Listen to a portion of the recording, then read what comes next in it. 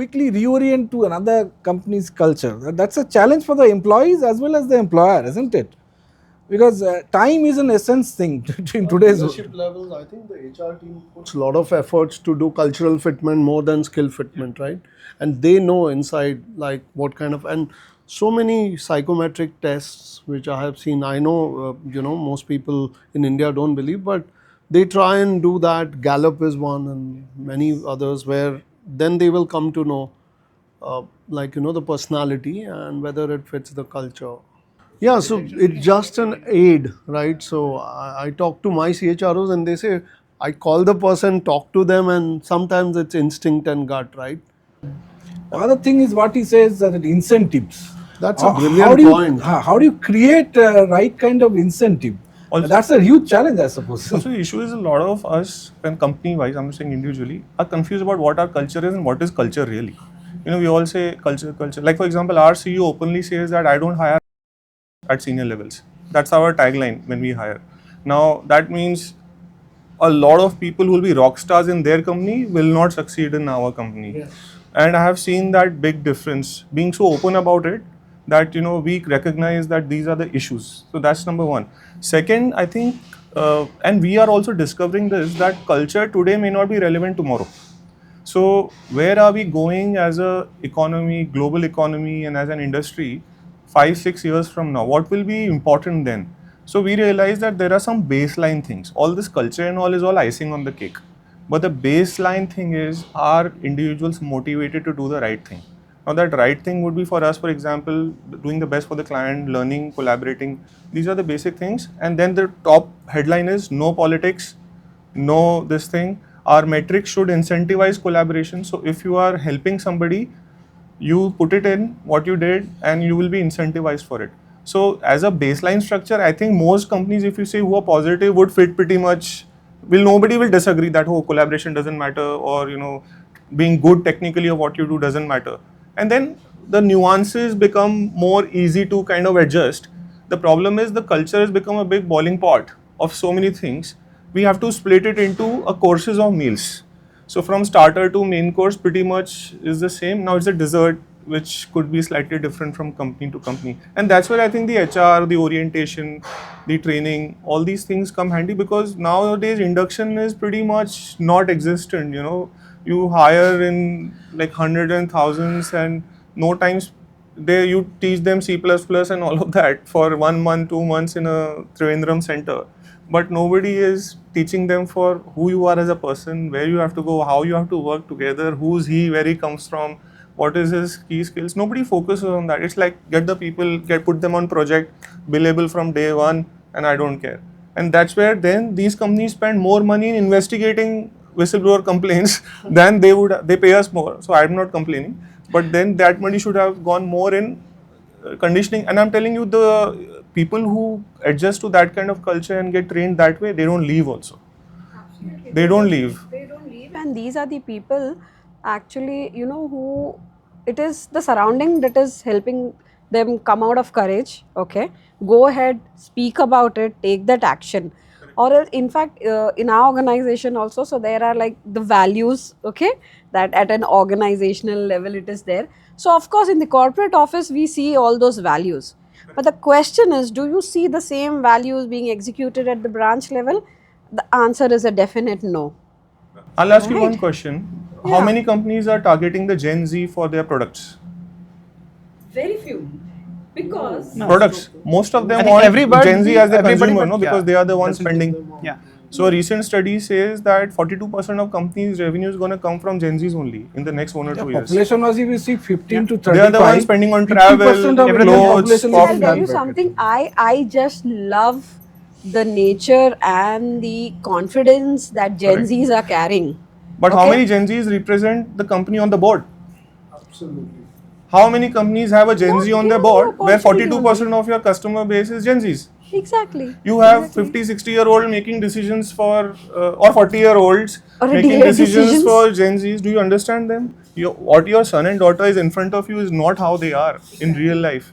So do you have Gen Z representation on the board? No. So we want all the revenue, we want all the benefits. We say, oh great Gen Zs, but are you really having them with their skin on the game? No. In fact, I also believe, we all are putting a lot of pressure from our conditioning on the Gen Z. You're not supposed to do that. How can they be so rude? How can they be so courageous? The point is, yeah, and trust me, that is how, they are pretty much open and they say, ki, why are you taking it at ego? It's a very simple statement. I made it.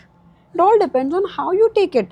But and this is what I've seen, because we have a lot of Gen Zs as interns and management trainees, okay? The boss wants to actually boss them around saying, nee, what you're saying is not correct. It happens in your world but doesn't happen in our world. At the end, we all are part of the same world. If you look at Elon Musk, right, who's now the richest person by far in the world, have you seen him in any formal conference speaking? No. Where do you see him afterward? He's on podcast with Gen Zs.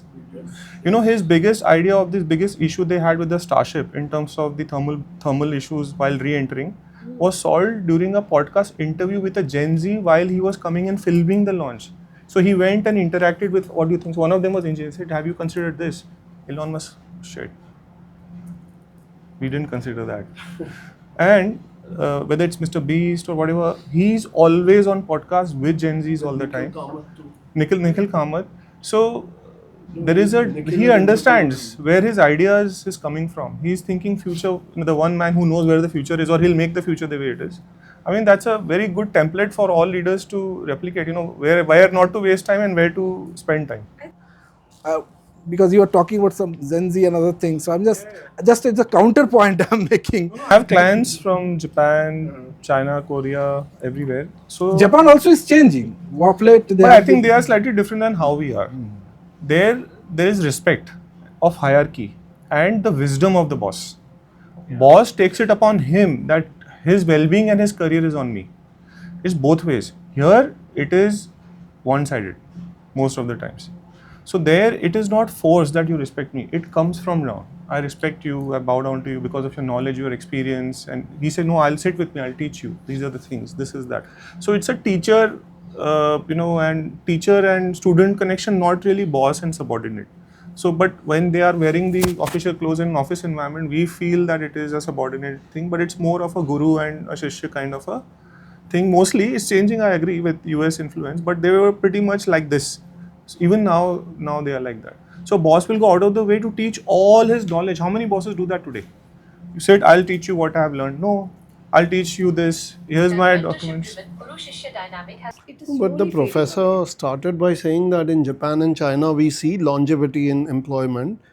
But in India too, I have seen that, right? Be it TCS, SBI, I mean the Tata Group, SBI Bank, HSBC. I know we used to give away gold coins at 25th year, and like every year there'll be a few people who are getting it, right? So even Indians, and that again emanated from the fact that we are low risk takers. And like you rightly said, if we continue that now, it won't last. But there have been people who are comfortable in their jobs. They are enjoying it. They've built families at work. And in India also, there are so many companies where you will see people who have joined and never left. So, just to take your point about the post-World War, what you said, I think, see, I don't see any wrong in preserving the culture of a country. Like Japan, China had their own culture, and we have a certain culture. The West has a certain culture. I think the point is not that we have to ape the West. I think that's not, what I subscribe to. I think you can still have a hierarchy, you should respect the hierarchy, but not at the cost of a progressive growth and an inclusive growth. Absolutely. I think that's when it is ensured. I mean, we have a tradition. We have a tradition of how we evolved in our family. We respect elders. I'm not a supporter that we break all this.